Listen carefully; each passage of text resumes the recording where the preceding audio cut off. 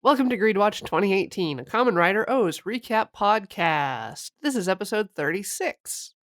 My name is Coriander Dickinson. Wait, did you say 6? Wait a minute. Did we go back in time? I just heard 6. 36. There we go. There was a 3 and then a 6. Like, you should have at Like least a mafia. understood that one of the numbers was correct. You didn't vocalize the 3. This is episode 36. I'm Coriander Dickinson. I have with me 360. Josh A. Kagan. Wow. Not And Josh Adam D. Kagan. Wasserman. Hello. Oh my. Hey. What about Ann Kagan? Hey. What's up, buddy? Hey, do you want to do the last of my special segments ever Great. for this type of segment? You won't believe this, but I totally forgot that was a thing you were doing. Yeah, because I do it very intermittently. And also, Corey, this time you can't play because you already know the answer. Aw, What fun. but I like to win. I know. Josh might know the answer if he's been paying attention, by which I mean Josh does not know the answer. So I'm just going to type into the chat the name of the common writer. And Josh, tell me what you think this common writer's name is. I mean, it... Come on, Josh, you can do it. I feel like I know what the most obvious answer is. Sure. Common writer W? Oh, so close, Corey. You wanna let him know? This is double. Yeah, Common Writer double. Wait a minute. Yes? Yes. But that's a W. That's yes, and Okay. that's not what the show's called. That's fine. Are there 2 common writers in that one? There's one common writer who's comprised of 2 people. Oh, who was that guy in the Justice League and Super Friends? Firestorm. Like Firestorm. Oh, yeah. Yeah, kind of like a combination of Firestorm and the composite Batman. Huh. Well, because the composite Batman is like what the left half is like Superman, the right half is Batman, or vice versa. I don't know. Composite Batman Or maybe he's in the composite heart Superman. I of don't know. America. Here's the thing: it's either composite Aye, Superman aye. or composite Batman, and like either makes as much sense as the other. It's interesting that you mention composite people because this week's episode begins with an appearance by a person who has been an entirely different person for most of this series. Bum, bum, bum. He's no longer dead detective. He and his brother, when last we left him, was disonked, and his eyes fluttered open, and he is doing okay. Except he isn't because he almost immediately passes out. He also is shedding like a single tear. Hina, your dreams. Does he say that here? He says it at some point. He says it all the time. It's what Yes. he is all about. According to Hina's memories, he is always about her dreams. Yes, and poking her in the forehead. So he is, for the first time, kind of existing on his own without Ankh keeping him alive, but he passes out pretty quickly, and then Date is also passing out. It's a rare episode where AG is conscious at the beginning of the episode, and it's very odd. And the end. He makes it through the whole thing. Like a big boy. What a good big boy. Yeah. Wow. Look at our big, The strong whole 20 boy. minutes. So Sadanaka shows up with the ambulance minivan and takes her good boys off to hospital school. She drove up in this van, and at first you don't see who's driving it, and I was like, who the heck could this possibly be? Everybody's already here. And I'm like, it's got to be Satanaka because there's nobody else unless it's like the Couscousier owner, but it was not. Yeah, she's just there to pick up Date for his maybe brain surgery, but it turns out, since the detective is alive, I mean, he gets to go to the hospital for free. It's a good thing she brought the big van because everybody gets in. It's true. There's room for everybody. And we're going to go through the drive-thru. AG turns around and is like, Hina, are you okay? And she's like, yeah, I'm fine. And then she smothers her dream with her giant feet. Yep. I mean, her feet are very reasonably soft. I don't know. She's like, no, stomp, when you're stepping stomp, on like your own stepping dreams. stones. Yeah. And we go to the hospital. Date runs out of his exam room with a million tubes, probably in his butt and dick, and because he's so happy his friend Goto is there. Yeah, his friend, his guy pal. They're just really good pals, you guys. Yeah, really good pals who smooch.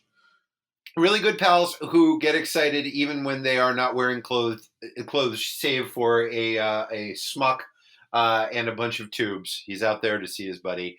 And the doctor, the nurse is just like, get in here, you're having an exam.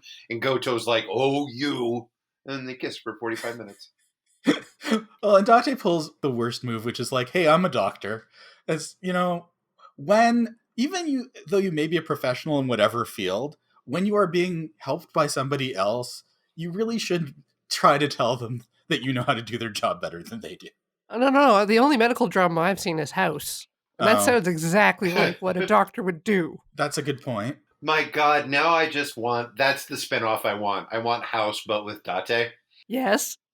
He just has like a big whiteboard where he's like, come on, people, ideas. No, you're all wrong. I'm Date. But Date's so much nicer than that. That's true. But instead of being, it's like House, only instead of being mean, he's just kind of dumb. We've seen, exactly how Date treats a nerd, right? Yes. Like, Dr. Maki was having a nice life in his basement office with his doll. Then Date rolls in and puts the doll in a soup. It happened. Hina is looking at her brother, and he is not conscious again because he's just real good at being sleepy. And so she leaves her brother's hospital room, but not before saying she's quitting school. At which point her brother mutters to AG, who's hanging on there, but your dream. We find out that they did tests on her brother, and he's basically okay. He's just passed out. Yeah. And AG's like, he'll probably be fine. And I'm like, you know what? For once, I will defer to your superior knowledge of this type of situation. Because usually your advice is bad, but you pass out a lot, and I think you probably know. Yeah, he probably just needs like some orange slices and a Capri Sun. And yeah, just needs or, to maybe... some purple metals in his tummy or wherever. Tummy metals. And then we cut to possibly my favorite 15 seconds of recorded entertainment in the history of everything. Up until this point, it has been the scene in Xanadu where it becomes Don Bluth's animation and Olivia Newton-John turns into a little bird, but they decided to give her little birdie leg warmers. That's the thing that I've loved more than anything else in all of recorded history. But now Ankh, who is just an arm, and in that opening scene just sort of flew away, and AG was like, where are you going? He's like, oh no, suck it.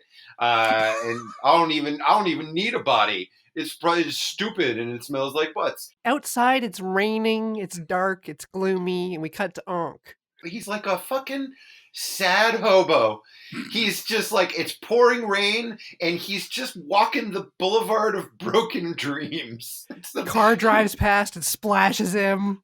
It's so sad. It's like Aykroyd in Trading Places. You just expect him to plunk down on the sidewalk and put a gun to his wrist or something. I'm just an arm and my life is a nightmare. I'm just an arm and I know that it's not fair. That little ditty is called The Boulevard of Broken Arms. Ooh.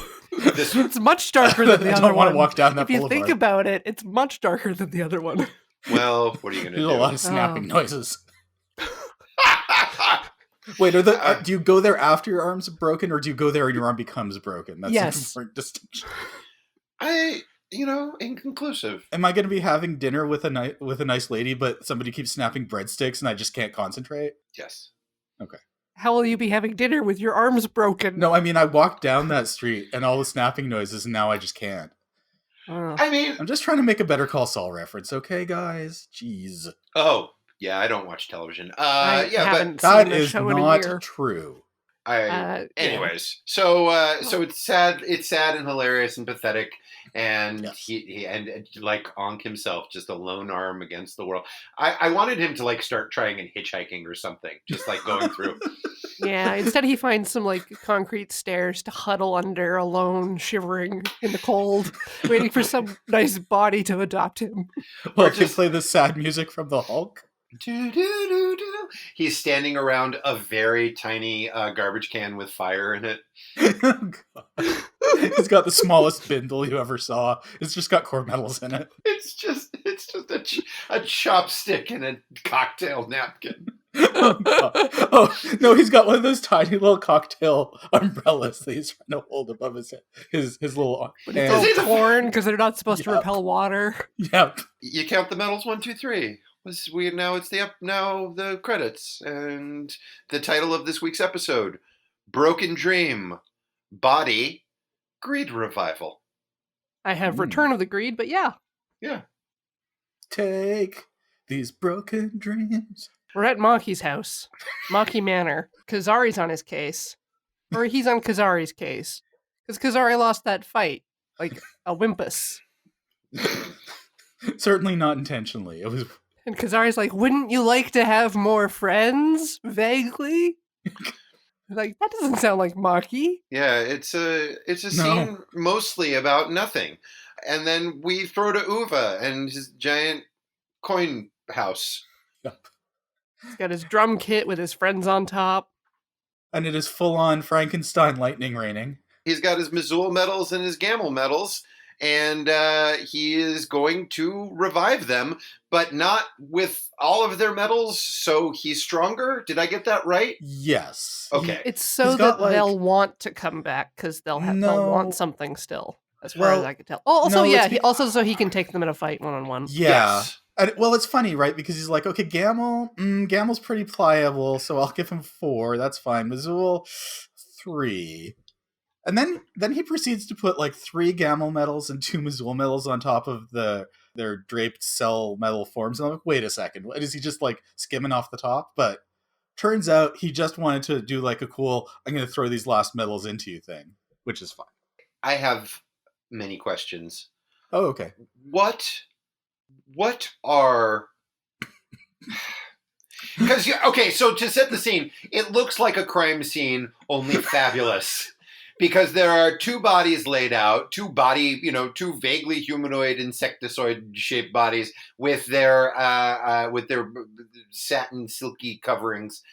What are these bodies? Because the last... Medals. But I guess, how did the cell medals assemble themselves? Or is it like setting up dominoes? Like, is every night he's stacking cell medals to be body-shaped? Definitely that. Yep, that's the one. I don't know how the cell medal forms got there in the first place, especially considering the last we saw these 2 greeds, they turned into a big pudding with octopus feet and then exploded. Yeah, no, he made something roughly body-shaped out of cell metals, put their fabric on top of it, and then put their core metals, and that was enough for them to be like, woo, back to life. Back to reality. Back to the here and now. No, I want all of that B-roll. I want all of that footage of him just spending his nights just stacking coins. On their sides, I don't know. It's just... you know what? He probably just made like vaguely humanoid stacks and was like, good enough. And then when they absorbed the metals, they made themselves look more like their regular forms. He probably didn't do that great a job. Or we are meant not to think about it because it has been so long since we have seen these 2 characters last. Yeah. Maybe. Uva's like, welcome back. And Missoula's like, back? ? And has major flashbacks to the time she was a squid elephant. And Gamel's like, there's no candy here. This place blows. Yeah, that's how I feel every time I go to somebody's house. There's no candy. I'm just looking through all the cupboards. Look, where are the snacks? What's going on? Welcome back, Gamel. We didn't miss you at all. Up your nose with the rubber hose, Gamel. Boo. Uva's like, here's the plan, you guys. Step 1, take medals from Kamen Rider Rose. Step 2, get Kazari. He just wants revenge on everybody. That's it. That's the plan. We cut to a man sketching in a park or by a castle. Perfectly normal looking guy. Just very average looking fella. A completely average guy who is dressed like a overgrown child from vaudeville. He is wearing... He looks like a hipster. No. We're going. We will please put up a picture of that. He looks a little like a hipster, but he has greasy kid stuff in his hair and big glasses and a little pencil-thin mustache. Tiny bow tie and a bolo tie at the same time. White shirt, rainbow suspenders, little black short shorts. One of the most singularly unattractive outfits I think I've ever seen. He looks like all he needs is a giant oversized lollipop. Maybe one of the other kids from Hina's school was using him as a fashion model. Oh God! And that's the kind of thing that they get up to. That's why second place girl came in second. But anyways, so he's dressed like a nightmare, and then the unicorn yummy comes up to him and is like, "What's your dream, dude? Remember, this is what I do." And he visualizes a giant piece of art, which the unicorn monster. That's generous. That's generous. The art. It's a painting. It's definitely it was definitely made with paint. Maybe. I don't know. I thought it looked. Yeah. He should definitely just dream. The unicorn rips it in half, and I was happy. The world was a better place. I don't know, man. There's like a Motel 6 that really could have used that. Oh, please. Okay. Is that it? That's it. You want to follow up? Oh, please. There's plenty of crappy art for Motel 6s already. Somewhere a mom is painting a waterfall. Oz shows up and he fights the unicorn, but the unicorn gets away. And meanwhile, the man wearing the worst outfit in the history of fashion just sort of wanders off in a direction. And then him and Ankh solve the mystery of what's this yummy doing. Finally, in the translation and the one that Josh and I watched, they kind of did a weird translation thing, because Ankh is like, oh, it's stealing dreams, or oh, this is a dream, or something along those lines. But actually, in like untranslated, he says yokubo, which is desire, which makes more sense, because then Eiji's like, oh, they're not desires, they're dreams. And I'm like, yeah, I mean, that was what Ankh just said, theoretically. But oh, they called them both in my. It was just like, yeah, no desires, no It dreams. was weird. If you have a big dream, you have a big desire. Yeah. Like later on, Eiji is talking about his own issues, but we're pretty close to there, I think. My favorite moment in this, by the way, when they're trying to piece it together, is that Eiji looks at the torn up painting that apparently hurt Corey deeply and is like, wait, what's this? And the translation that Adam and I have, Ankh Eddie just sort of blasely says, you know what, that looks like a physical manifestation of his dream. Like, yeah. Okay, I guess that's what that is. I like how he didn't even got it in one, Ankh. Congratulations. Yeah, I just like the subtlety that Ankh doesn't understand the distinction between a dream and a desire. Sure. That is kind of lost in our translation. But yep.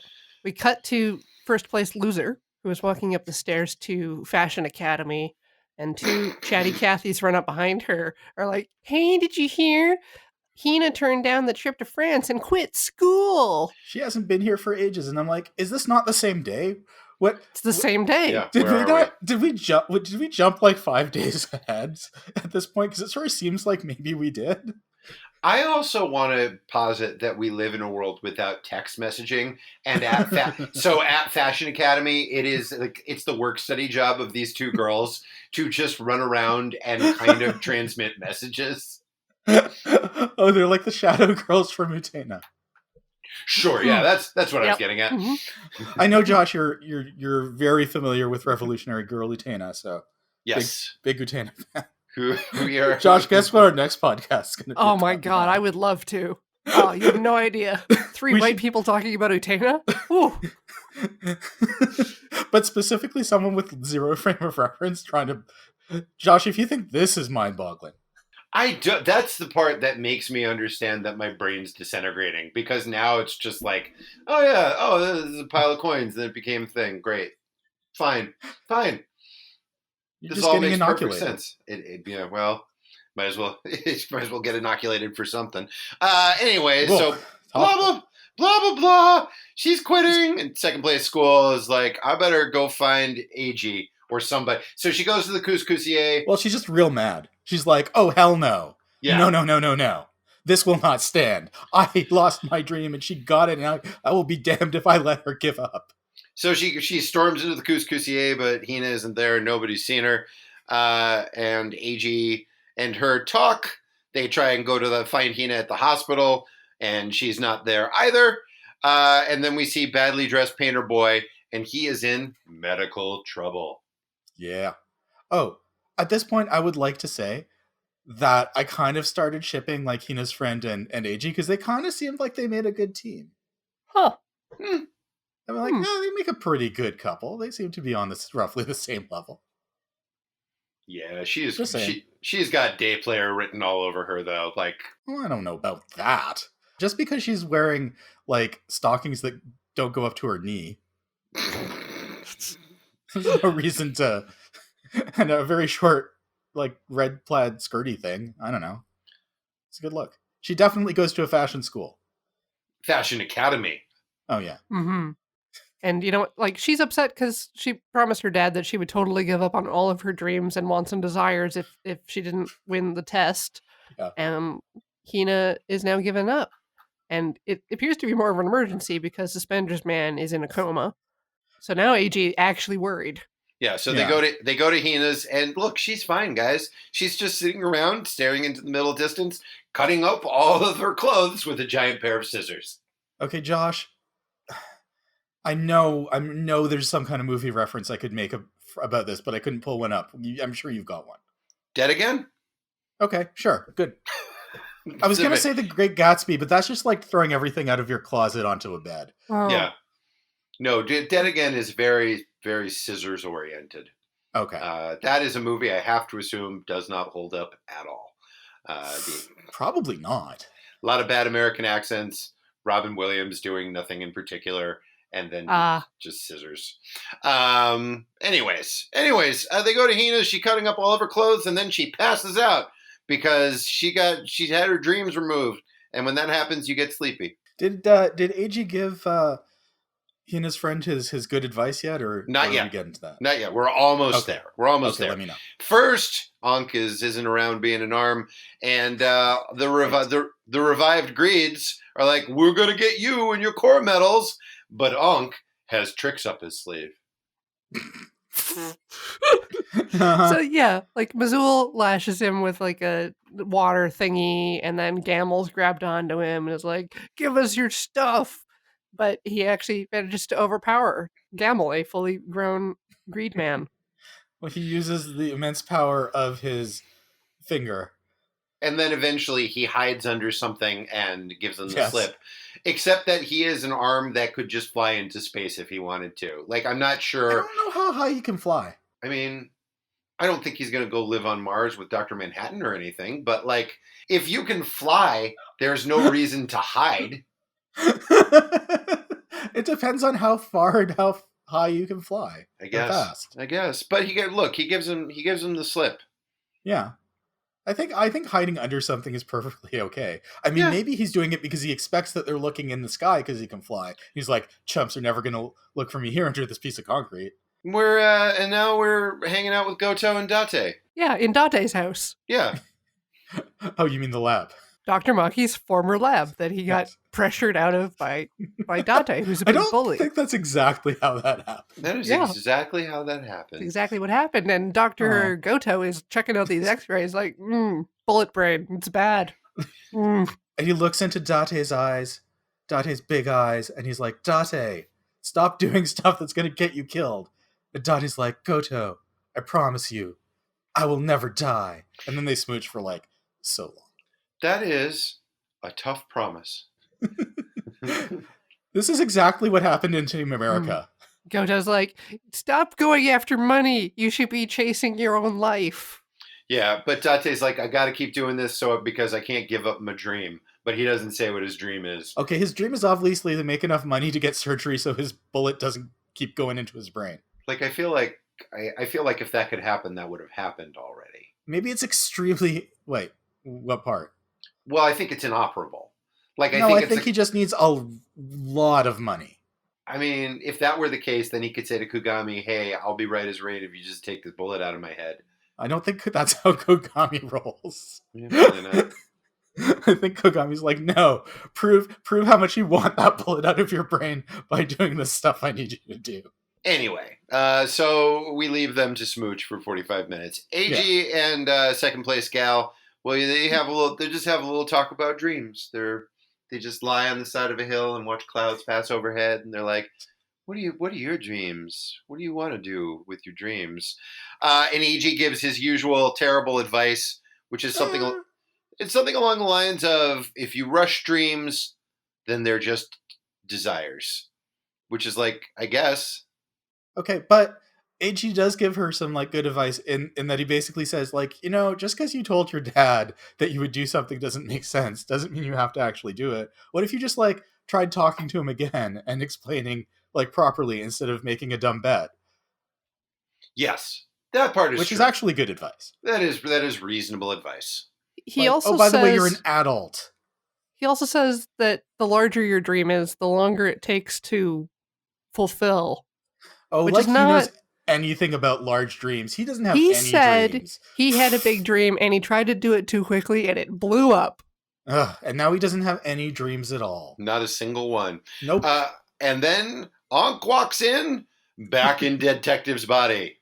With an itty-bitty grin? Yes. Sorry.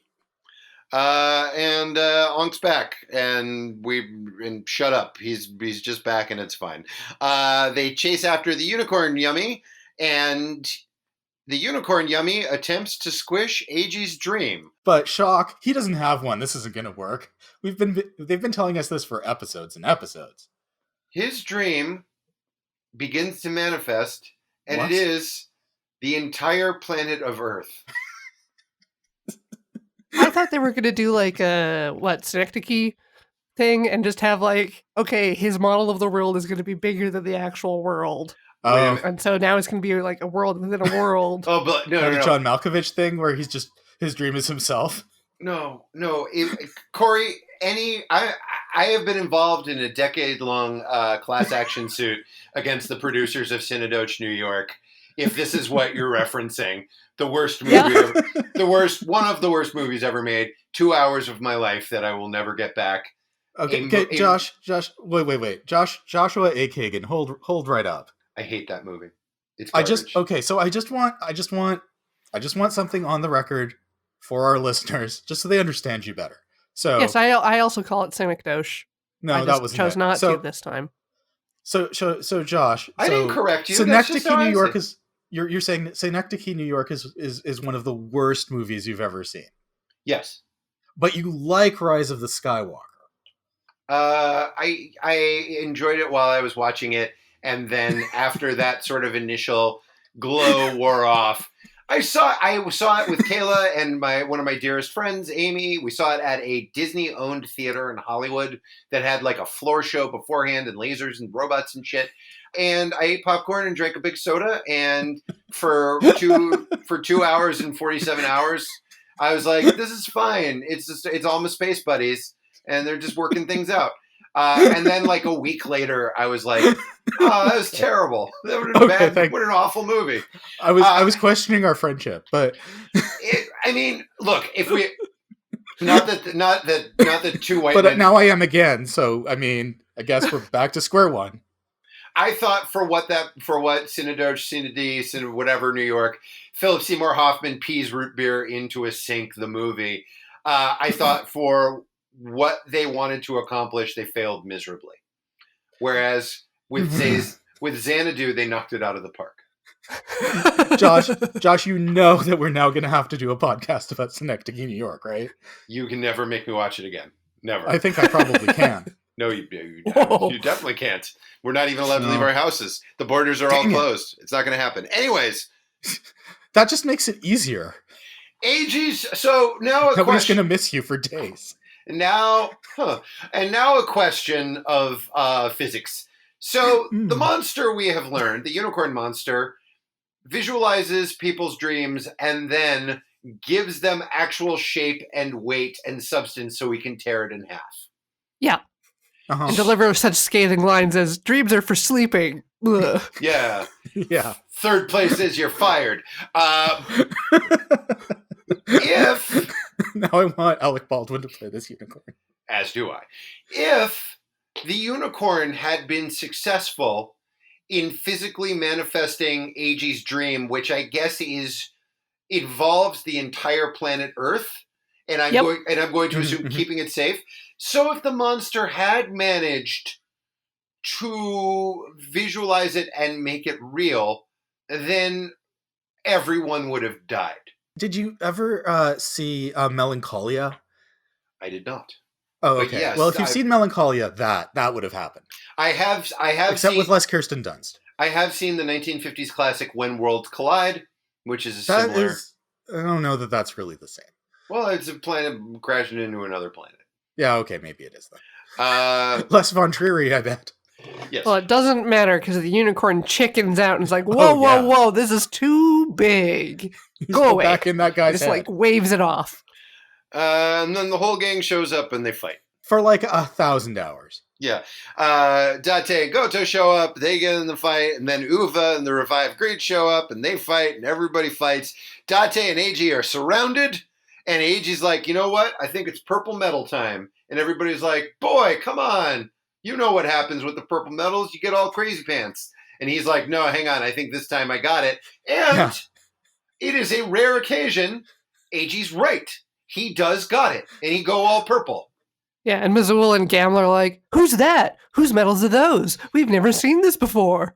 The thing that bugs me about this is that there's no explanation for why all of a sudden he's got it under control. It's just like, no, I've been thinking about it really hard, I guess. It's exposure therapy. He's done it a lot. It's he's not got like he got experience. slowly better each time. It's just like, okay, no, now I've got it. Okay.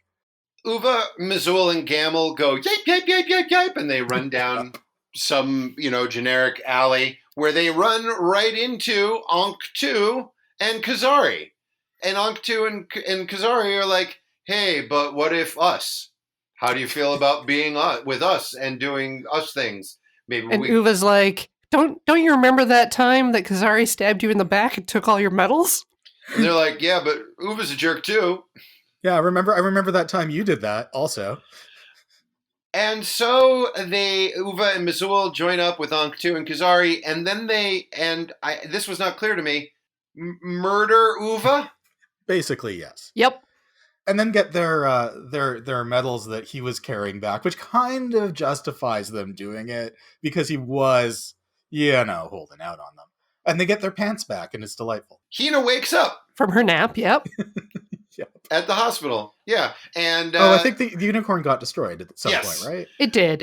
And it was one measly medal. Like, I forgot that it was like a single medal that Maki had flipped into a trophy.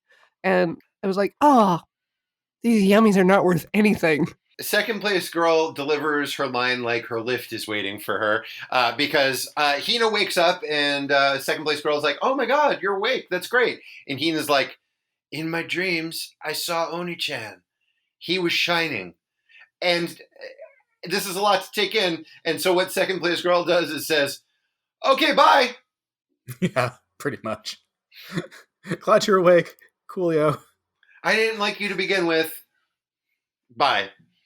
Yeah, I had a real problem with how chummy she was being this entire episode. Just like, she went from like wishing Hina's death from like 5 feet away to just be like, hey, see you later at school, buddy. Yeah. Along with your other friend, that formerly rich girl who works in the bakery. We'll all hang out together like we always do. Yay. And Ankh and Eiji are standing by, and Ankh is still in Detective's body. And Hina's like, all right, well, you keep that. You stay. Yeah. You can. Eiji asks if she's going to evict him. Yeah. And Ankh has this look on his face like, wait, excuse me? We're doing what now? I'd like to see you try. And then we cut to the alleyway. Uva's last remaining core medal starts wiggly wobbling on the ground. He's like, I won't let it end like this. Meanwhile, back at Maki Manor, the other greats are like hanging up their fabric and walking in formation. They're putting up their Pink Floyd posters and their poster of John Belushi that says college.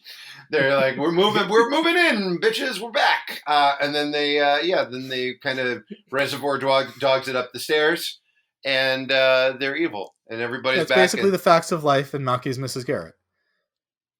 Correct. And that's the end of the episode, except for the one question. I guess I didn't know that core metals could have personalities and move of their own accord. That is a thing that has never happened. Josh, all the rules are out the window. Forget everything you thought you knew. That's what I do, week in and week out. Oh, okay. I'm like Memento. I'm just covered in tattoos to remind myself what's happening on this show. I thought you just drank heavily whenever you watched the show. Oh, God, no. And then that's it. That's the end of our show. Dun-dun-dun-dun-dun. Hey. I felt like this was a waste of a 2-part arc. Wow, oh, you're mad. Like it just felt like a whole lot of not really anything happened other than like I guess revealing that AG got ambition. Yeah. I mean, it is a lot of like, oh, let's remind you of the stuff you already knew about from previous episodes. And do nothing about it. Yeah. Yeah. Wasn't super compelling. But we got all the Greeds back, all of our Greed friends, they're back. That's true. Yeah, I mean, if you were one of those people who missed hearing Mazool constantly, thank goodness. Let it be known that I am not. Oh. Not a big Gamble fan. He is terrible. Wow. That's, well, okay. Do you have a favorite Greed? Oh. Ooh. I mean, like, Kazari's super stylish as long as he's not in his human form. Yeah. Are we leaving Ankh Uva's out of the got equation? A cool, I am cool not. jacket. I was about to say that Ankh is probably my favorite Greed. Yeah. Which is my new sitcom. Da, da, da, da, da.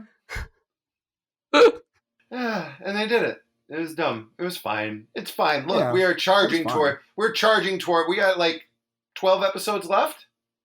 Yeah, 12, 13, something like that. Yep. We're getting there. The end like is in 5 sight. movies. Yeah. So nobody liked this week. It was okay. I mean, I liked Second Place Girl for whatever reason. She seemed fairly level-headed. She's real cute. Yeah, she's cute and level-headed, and you know, I don't know. Yeah. All right. Well, I think AG's a bad friend because he's like, yeah, Hina hasn't been around for a while, and she had her dream like forcibly ripped out of her head and destroyed. But I haven't like tried going to her house or anything to check up on her. He's busy. He's real busy. He's got stuff doing to do. What? You know, washing his underpants. That's still a thing, I assume, even though we don't see it. Yeah, Chio-san's been just like on his butt about finally doing some of his hours. Oh, I thought you meant laundry. Like, please, for the love of God, shower, AG. That too, but also like, listen. I know you're used to roughing it, but wow. Listen, you know how I give you free room and board because you work here? What that entails is you actually do have to work here periodically. Aww. It's like he works at like a like he's a member of a co-op and he hasn't done any of his hours, and she's like, okay, now you have to do them all. And here's your bill for ice pops. And then he tries to get Ankh to switch places with him and pretend to be him so that he doesn't have to do them, but it doesn't go well. All of this sounds more entertaining than the half-hour of television we watched. But there's a really good episode of Broad City I'd like to recommend to you. There you go. But here's hoping for next week. All sorts of new adventures. Yay! All right. Yeah. Thank you all for listening. I'm Coriander Dickinson. You can find me on Twitter at Absolar. I'm Josh A. Kagan. You can find me on Instagram at Josh A. Kagan. I'm Adam Wasserman. You can find me on Twitter and Instagram at Gold Sarcasmium. Bye. Bye-bye.